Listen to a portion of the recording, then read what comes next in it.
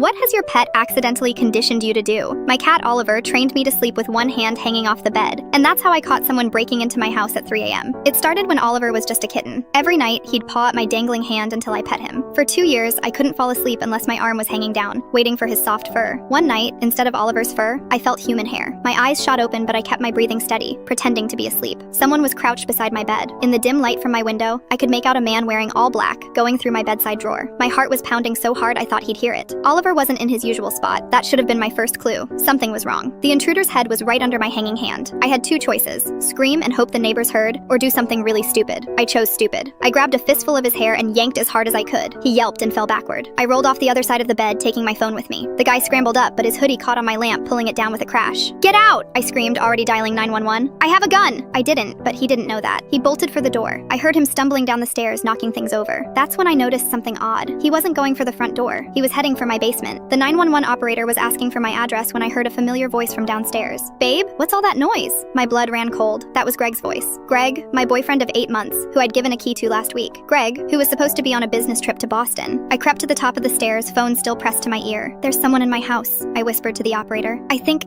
I know who it is." Greg's voice floated up again. "Damn it, Patrick, you were supposed to wait until she took her sleeping pills." My hand shook. Patrick, Greg's work friend who'd been over for dinner twice, who'd used my bathroom both times, right next to my bedroom where I kept my prescription sleep aids. They'd been casing my house, learning my routine. Greg knew I had a safe in my closet, knew that's where I kept my grandmother's jewelry, worth nearly $50,000. The operator was saying something about police being 4 minutes away. I heard drawers opening downstairs. They were looking for something. Then I remembered Oliver. He always slept under my bed. During all this chaos, he hadn't made a sound. I crouched down to check. There was Oliver, crammed against the wall, fur puffed up. Next to him was Greg's phone, open to a text conversation. "Found her sleep schedule. Takes pills at 11 p.m. Out cold by 11:30. Safe combination is 51-24-39. Clean job, in and out." I heard footsteps on the stairs. Greg's voice was closer now. "Babe, you okay up there?" I grabbed Oliver and locked myself in the bathroom. Through the door, I heard Greg's footsteps in my bedroom. "Come on out, sweetheart. Patrick's gone. It was just a misunderstanding." Police sirens wailed in the distance. Greg started pounding on the bathroom door. "Open up! We can talk about this!" Oliver hissed, something he'd never done before. A warning. I heard a metallic sound. Greg was trying to pick the lock. The sirens got louder. Red and blue lights flashed through my window. Greg's footsteps thundered down the stairs. The front door slammed. When the police arrived, they found my back door kicked in. Greg and Patrick were gone, but Greg's phone was still under my bed. Those texts led to 4 arrests. Turns out they'd robbed 6 other women the same way. Greg would date them, gain their trust, learn their routines. I changed my locks, installed cameras, got an actual gun, and learned to use it. But I still sleep with one hand hanging off the bed, because every night Oliver checks on me.